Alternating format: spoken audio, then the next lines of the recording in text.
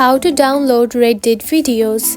If you have been using the Reddit application and wondering on how to download videos on it, don't worry. In this video, I will show you how to do it. So let's get started. First of all, open the Reddit application. Just like this. After opening it, you will find something like this on your home screen. Now to download videos, you need to locate the video that you want to download. Just like this. After finding the video, simply tap on the three dot lines at the top, just right here, tap on it.